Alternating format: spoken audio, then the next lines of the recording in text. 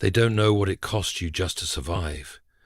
They don't know about the nights you sat in silence, staring at your phone, replaying conversations, and wondering if you were the crazy one. They don't know how it felt to love someone who used your loyalty like a weapon, who could fake affection in public while quietly crushing your soul in private. And they definitely don't know what it's like to cry in the shower so no one else hears, just you and God. That I do, and more importantly, He does. This is C.S. Lewis Sermons 2025, where the shattered are not shamed but seen, where the betrayed are not blamed but restored, where the healing of Jesus Christ is not just a hope in the clouds, but a process that begins the moment you finally stop hiding your pain from the one who already knows. If you've walked away from a narcissist, or maybe they walked away from you and made it look like it was your fault, what you're watching right now is more than just a video. This is a mirror to show you how far you've come. It's a map pointing toward the life that still exists beyond the wreckage. And yes, it's a message from heaven. Because even if it doesn't feel like it yet, even if your life still looks messy, uncertain, or painfully quiet, God is rebuilding you.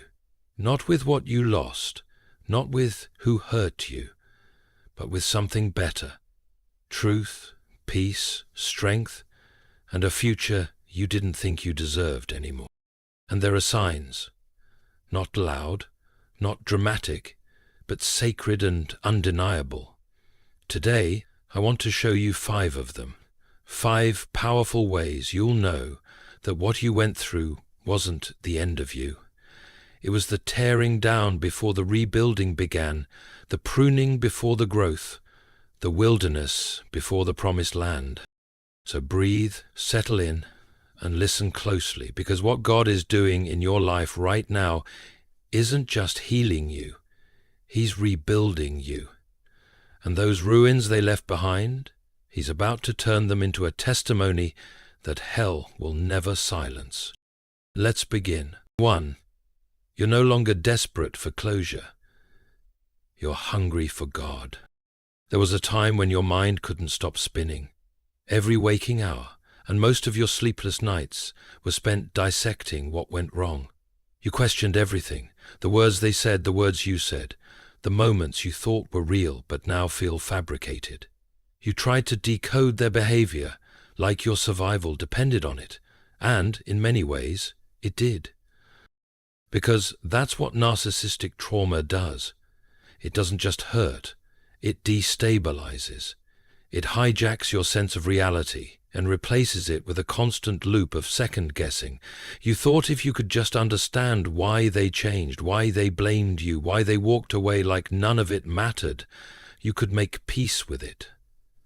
You weren't just looking for closure, you were looking for relief, for the pain to stop echoing inside your chest. But what you didn't know then, what you're beginning to understand now, is that closure was never going to come from them.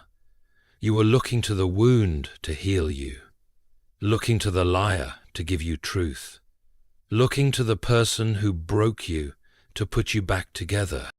And slowly, quietly, God interrupted that cycle. At first, it was subtle. You no longer flinched when their name came up. You stopped revisiting the messages they left on read. Your curiosity about their next move didn't feel like hunger anymore. It felt like noise. And without knowing how or why, your heart started turning towards something, someone, deeper. You stopped asking, why did they do this to me? And you started asking, God, where are you in all of this? That shift, that invisible but undeniable pull, is evidence that the Spirit of God is moving. This is what rebuilding looks like at the foundation level, not with answers, but with awakening. When your soul begins to crave truth more than explanation, when your chest no longer tightens at their silence, but loosens in God's presence, when you stop looking backward to decode betrayal and start looking upward to rediscover identity, That's not self-help. That's supernatural rescue. Because here's the truth no one told you in the storm. Closure isn't something another person grants you. It's something God gives you when you release the right to demand it from the wrong source. And when that release happens, when you stop waiting for them to make it right and start seeking the one who already made you right, you step into holy ground. You stop sitting in the ashes of why, and you start walking in the light of who. Who is God calling me to be now? Who was I always meant to be? Before the confusion, before the damage, before the mask they wore made me question my worth. Who is this version of me that still dares to rise, even when nothing was resolved? And in the middle of those questions, a different kind of hunger takes over. You begin to open the Bible, not because someone told you to, but because your soul is starving for something that doesn't twist, doesn't shift, and doesn't lie. The verses hit differently now. They don't just sound poetic, they sound like survival. Psalm 34:18 doesn't read like a pretty thought anymore. It feels like oxygen.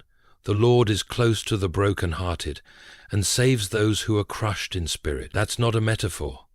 That's a memo from heaven to your bruised soul. And suddenly you realize you're not just surviving anymore. You're being drawn to a new voice, drawn to a different rhythm, one not ruled by chaos, but by clarity, drawn to the presence of a God who never manipulated you, never ghosted you, never made you feel like too much and not enough at the same time. This hunger for God, this craving for quiet, this shift in spiritual posture isn't weak. It's not you giving up on healing. It's you stepping into it. Because real healing doesn't come when the narcissist finally admits they were wrong. Real healing comes when you finally believe that God was right about you all along. You're right about your value, right about your calling, right about the love you deserved but were denied. That's what begins to happen when God starts rebuilding your life. He doesn't just soothe your wounds, he recenters your worship. He removes the narcissist from the altar of your mind and reclaims that space for himself. He's not asking you to pretend it didn't hurt. He's asking you to stop kneeling at the altar of someone who never had the authority to define you. And when that shift happens, even if you're still trembling, even if the dust hasn't fully settled, heaven takes notice. Hell takes notice too. Because the enemy wanted you, obsessed, entangled, dependent. But now your focus is higher. Your appetite is changed. You no longer crave apologies. You crave presence. The kind that fills a room when no one else is there. But peace still floods your chest like a river. And when you begin to crave the voice of the Lord more than the echo of your abuser's voice, that is not just a sign of healing. That is step one in holy reconstruction. God is not just drying your tears. He's rewiring your hunger. He's changing the song in your spirit. And in that hunger, he is pouring a new foundation, one built not on what they did, but on who he is, too. You're breaking free from toxic soul ties that once controlled you. You didn't just love them, you bonded with them. And that's what made it so hard to walk away. Not the logic, not the facts, not even the abuse. It was something deeper than reason, something unseen, a soul tie, a spiritual thread that wrapped itself around your identity and whispered, "You belong here, even if it's killing you." You knew something was wrong. You felt the imbalance, the spiritual dissonance. But every time you tried to leave, something pulled you back, and no one else could see it. To them, it was just a breakup, just a toxic relationship, just someone being mistreated. But to you, it felt like addiction, like your body and mind had been wired to return to the very thing that was destroying you. That's what a narcissistic soul tie does. It doesn't just haunt your memory, it controls your reactions, your cravings, your self-worth. It binds you to the emotional highs and lows.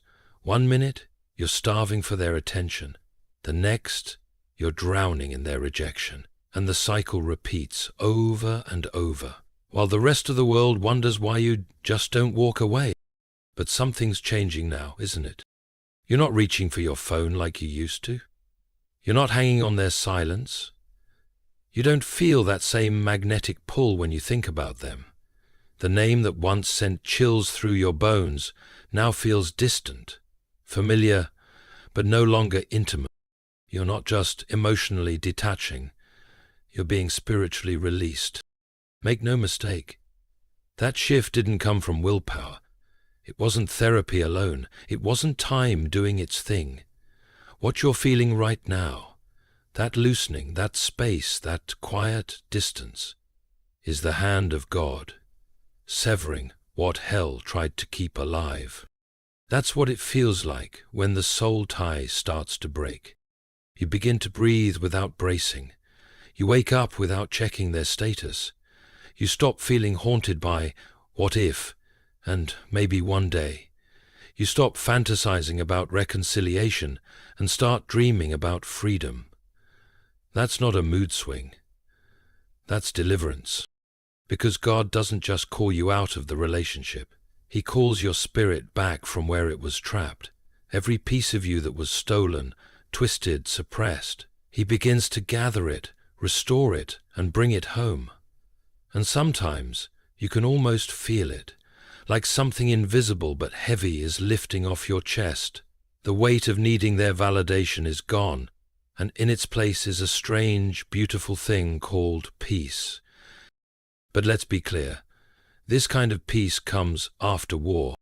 You fought battles in your mind that no one saw. You argued with yourself over whether you were imagining the pain. You tried to explain to people who just didn't get it, who thought the narcissist was charming, who accused you of being too sensitive, too dramatic, too unforgiving. But now, you don't explain anymore. You don't chase clarity from people who live in confusion. You've stopped auditioning for a role God never cast you in. That's not bitterness. That's clarity. And that clarity is evidence that the soul tie has been broken. You see, narcissists don't just seek control, they seek worship. They demand the kind of emotional loyalty that only God deserves, and when you unknowingly hand it over, they build a counterfeit kingdom inside your spirit, one where they rule your emotions, your energy, your sense of identity. But when Jesus steps in, he doesn't just evict the narcissist. He tears down the entire structure they built in your soul, and he replaces it with something eternal, his presence, his voice, his covering. So if you've found yourself sighing and not even knowing why, if you've caught yourself smiling after weeks of heaviness, if you've heard a worship song and suddenly burst into tears, not from sadness, but from release, congratulations, you're free. Maybe not fully, maybe not loudly, but undeniably. And that freedom, though fragile at first, is the sign that God has begun the second phase of your rebuilding. The tearing down is over, the soul retrieval has begun, and nothing that tried to own you in the past will ever have power over you again. Now it's your turn to guard the freedom God gave you. No more checking on them just to see. No more replaying old texts for nostalgia.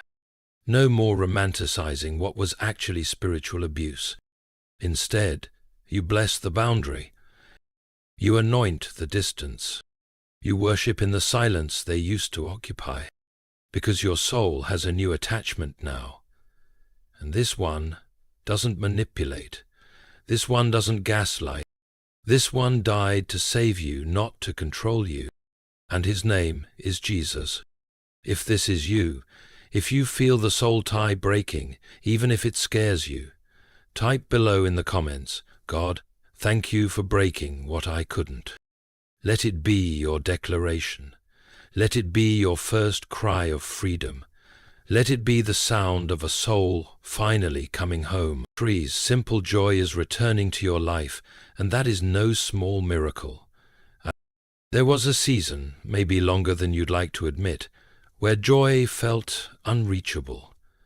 Not because you didn't want it, but because something inside you had gone silent. After surviving a relationship with a narcissist, joy becomes less of an emotion and more of a memory.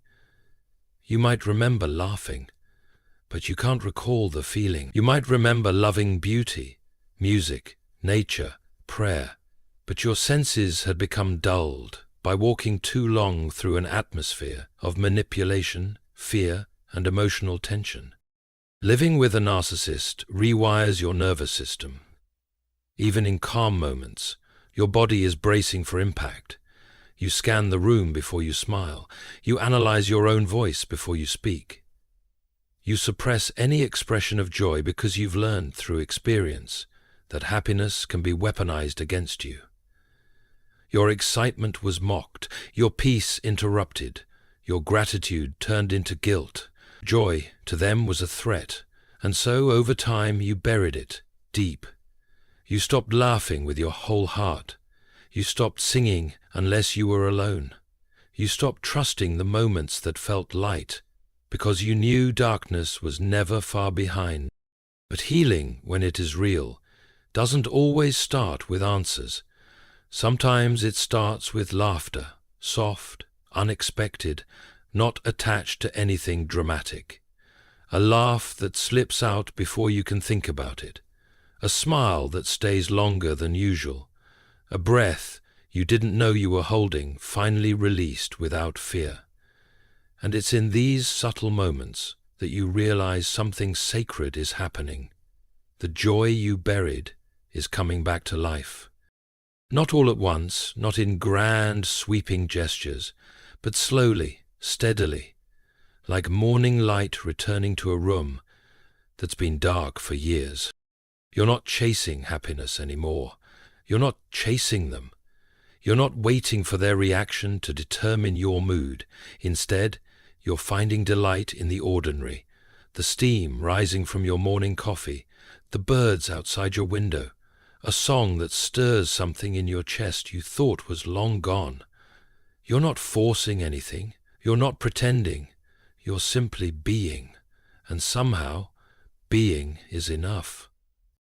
This is not the kind of joy that needs to be shouted. It doesn't need an audience. It's personal, intimate, quiet.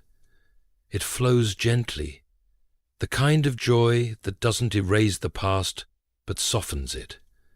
The kind that doesn't deny what happened, but says, even so, I'm still here, and I'm okay. You begin to understand what Scripture means when it says, the joy of the Lord is your strength. Because this joy isn't circumstantial. It's not rooted in resolution or revenge. It's rooted in recovery, and more than that, in redemption. It's the joy that comes when God doesn't just heal your wounds, but begins to occupy the places where pain once lived. That's what makes this joy different. It's not emotional noise, it's spiritual evidence. Because when a soul has been bruised by deception and betrayal, and yet still dares to laugh again, that's not denial, that's resurrection. And resurrection joy always starts small, not in the stage lights, but in the secret places, in the quiet where no one else sees, where only you and God sit together, and He whispers over you, this is yours. It always was. They didn't take it. I've just been holding it for you. And now, in these ordinary moments of gladness, He is giving it back. So, if you've started to feel lighter, even without explanation, if you've begun to rest without guilt, if you've caught yourself humming while doing something mundane, that is not just healing, that is joy finding its way home. And no one, not even the one who tried to destroy you, can take that away. For you begin to see purpose in your pain, and it changes everything. There comes a moment in the healing journey when something begins to shift. It doesn't come with fanfare. It doesn't arrive like a breakthrough in the middle of the night. It rises more subtly, like a whisper in your soul, soft but undeniable. You find yourself standing in the aftermath of devastation, and for the first time, instead of asking, "Why did this happen to me?" you begin to ask, "What has this revealed in me?"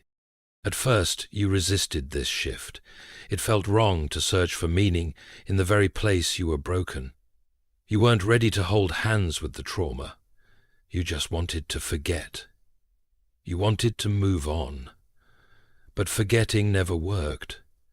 What happened was too deep, too disorienting, and in some way you knew, if it left a mark this deep, it must carry something worth discovering. It's in that honest moment of quiet that you begin to realize the pain did not just happen to you. It uncovered you. It unearthed the hidden places of your soul, the cracks you never saw until someone poured poison into them, the insecurities you spiritualized, the wounds you mislabeled as personality traits, the silence you used to keep the peace. You start to see that the narcissist didn't create the damage. They exploited what was already fragile, and as painful as that realization is, it's also holy, because it marks the beginning of something God takes very seriously: reconstruction with purpose. You don't just want to feel better anymore. You want to be whole, not patched up, not distracted, not medicated with shallow affirmations. You want truth. You want clarity. You want your identity back. The one you had before performance became survival, before your kindness was mistaken for permission, before you gave pieces of yourself away in exchange for validation. This is where purpose is born, not in the moment you escape, but in the moment you awaken, not in the final argument, but in the quiet epiphany that what the enemy meant to use for destruction, God is now using for revelation. And that revelation begins with you seeing yourself more clearly. Not the version of you that was crafted to keep someone else comfortable, but the version God always knew was buried beneath the wreckage. You start to realize that the pain has changed your sight. You can discern deception faster now. You no longer romanticize chaos. You feel the spiritual atmosphere shift when someone speaks in flattery. You notice red flags not just in people, but in your own reactions. You're less reactive, more still, more anchored, not perfect, not finished, but aware. And in that awareness, you feel purpose rising, a sense that nothing was wasted, a quiet conviction that what you lived through is now shaping the way you live forward. You begin to speak differently, slower, with more weight, more compassion. Not just for others, for yourself. You look in the mirror and, for the first time in a long time, see someone worth protecting. You stop explaining your wounds to people who haven't earned your story. You stop begging for understanding and start embracing wisdom. And you begin to understand that purpose isn't some grand assignment waiting far off in the future. It's already here, unfolding in the way you think, choose, pray, and love. You feel it most when you're helping someone who is still where you used to be. You recognize the tremble in their voice. You know the questions before they ask them, and without even trying, your presence becomes proof that survival is possible, that resurrection is real, that God doesn't waste a single scar. What once silenced you is now your language. What once crushed you now gives you authority, not over others, but over yourself. And in that authority, purpose becomes not just a concept, but a calling. You no longer need them to be sorry. You no longer need everything to be fair. You no longer need the story to be rewritten. Because you are not standing in ruins anymore, you are standing in evidence. Evidence that God not only walked you through the fire, but used it to refine you. That the pain did not define you, it prepared you. that what was meant to shatter you has instead set you apart. You begin to understand why God allowed it, not because he delights in suffering, but because he delights in revealing what can never be shaken. And now, after everything you lost, what remains is holy, the voice he restored, the discernment he sharpened, the peace that doesn't require explanation, and the quiet, irreversible truth: you are no longer the same. This is purpose, and it was born in the very place you thought would end you. 6:5. You feel a true peace, even without all the answers. There's a stillness settling over your life now, not loud, not dramatic, but unmistakable. It doesn't arrive with full explanations. It doesn't show up with justice in your hands or closure on your tongue. But it comes. It comes quietly, like the way dew forms on grass in the early morning, subtle, weightless, but undeniably present. This is not the peace you once faked to keep things calm. This is not the kind of peace that depends on what the narcissist says or does next. This is something deeper, something not of this world. Because for so long your peace was held hostage by confusion, by questions that circled like vultures in your mind. Why did they do this? Why didn't they love me the way they claimed to? Was it all a lie? And what if I had done just one more thing differently? Could I have saved it? Or saved them? You used to believe that peace would only come once you got the answers, that if you could only understand the why, you could rest. But every time you reached for that kind of peace, it slipped through your fingers like smoke. Because it was never real. It was peace built on control. And control was the very thing God was teaching you to let go of. But now, something has shifted. You've stopped chasing clarity from the very source of your confusion. You've stopped holding your breath, waiting for an apology that may never come. You've stopped hoping they'll change, just so your pain can make more sense. Instead, you've started breathing again, slowly, deeply, not because everything has resolved, but because you've realized that peace doesn't require resolution. It requires surrender. And that surrender, that soul-deep exhale, is where God has met you. He hasn't given you every answer, but he has given you himself. And somehow, that's enough. Not in theory, not as a religious platitude, but in lived experience. You've walked through the valley, you've known the sound of your own spirit breaking, and yet, here you are, breathing, resting, healing. You wake up and the ache isn't as sharp. You go to sleep and your mind isn't racing like it used to. The chaos no longer owns you. The silence no longer torments you. What once felt like abandonment now feels like space. And in that space, God has come close, not with explanations, but with presence. This is the kind of peace that confuses people, the kind that can't be justified. How can you be calm when nothing has been made right? How can you be still when the truth is still twisted, your name still misunderstood, the pain still without justice? Because your peace is no longer rooted in their repentance. It's rooted in God's righteousness. You've let go of needing to be understood. You've let go of needing to win the narrative. You've let go of needing every detail to be tied up with a bow.